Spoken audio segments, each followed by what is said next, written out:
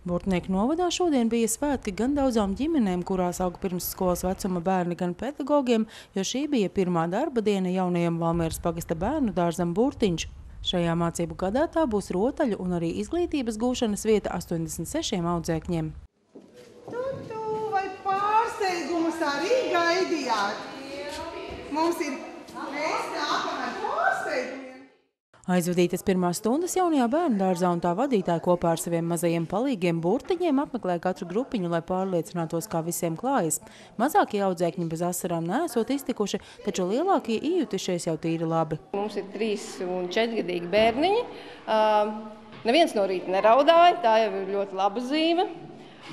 Visi ir iejutušies, manuprāt, ļoti labi. Ir daži, protams, kas ir kautrīgāki, bet principā, jā, viss ir labi.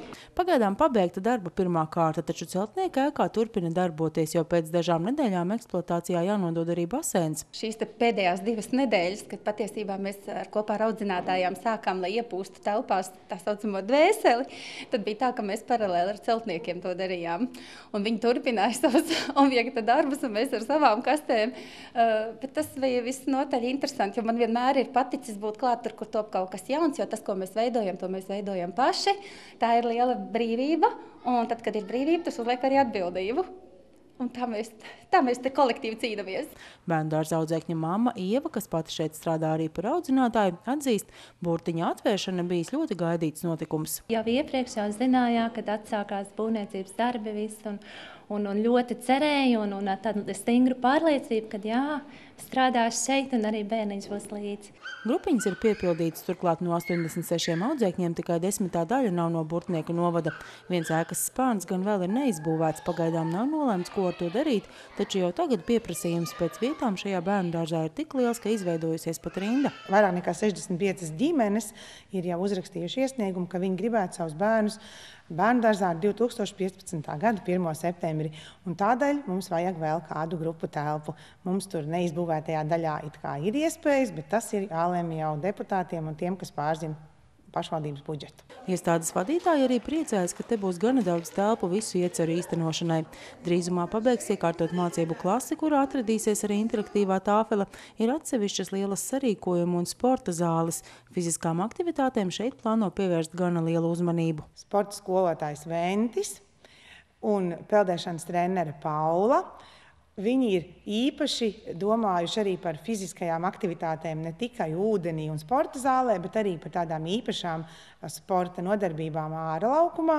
Un mēs esam ļoti lepni un priecīgi, ka mums ir šīs telpas, šī vide, kurā darboties, jo ir atsevišķa sporta zāle, ir atsevišķi izbūvēts ar labu segumu, drošu segumu sporta laukums. Un, protams, arī būs peldbaseins, un tad mums ir šīs plašās 3 vietas, kurās sportot un kustēties, jo mūsu vērojumi ir tādi, ka mūsdienās bērni ir jāmudina jau kustēties, bet šajā vecumā mēs viņam parādīsim, ka caur šo kustību ir arī veselība un dzīvesprieks. Par to, ka šī būva nu pabeigta, gandarīts arī Jānis Leitis. Viņam esot Valmieras pagasta priekšsēdētāja amatā 2008. gadā sākās celtniecības darbi. Sāk ļoti skaists, kapsula lejā pie zāles vienā tai balstāja kapsulu nākamajām paudzēm iebetonēt, kā jau toreiz viss svinīgi. Un arī spāru svētki bija forši un viss, un toreiz vēl arī spāru svētkos neviens nenojauta, ka nepabeigs uzreiz to bērnu dārzu. Bet paldies Dievam, tas ir noticis. Jānis Leitis atceras tolaik Valmieras pagasts bija viena no turīgākajām Latvijas pašvaldībām. Arī pieprasījums pēc dārziņa bija ļoti liels, bez tam tā laika valsts vīri pārliecinoši solījuši atbalstīt šo projektu. Par 1,5 miljonu mēs toreiz Latvos šo kredītu paņēmām, jo dabīgi, ka bērnu dārzam toreiz deva un tagad dod kredītu, tā nav nekāda problēma. Problēma tikai, cik tie bērni izmaksā. Bet, to 1,5 miljonu mēs arī apguvām, logi iekšā, jumts virsū, melnā apdara, viss tika veikt un tad arī apstājās, jo tomēr mēs negribējām savu naudu tērēt. Tā krīze, tā krīze nolika visus pie vietas. Un arī bērni un cilvēki aizbrauc masveidā prom toreiz, aizbrauc šīm ārzemēm strādāt 7. 8. gadā, ļoti brauc prom. Celtniecības darbi bērndārzā atsākās pirms pusotra gada. Pašvaldība šim mērķim ņēma aizdevumu valsts kasē nedaudz vairāk kā 1,5 miljonu eiro apmērā.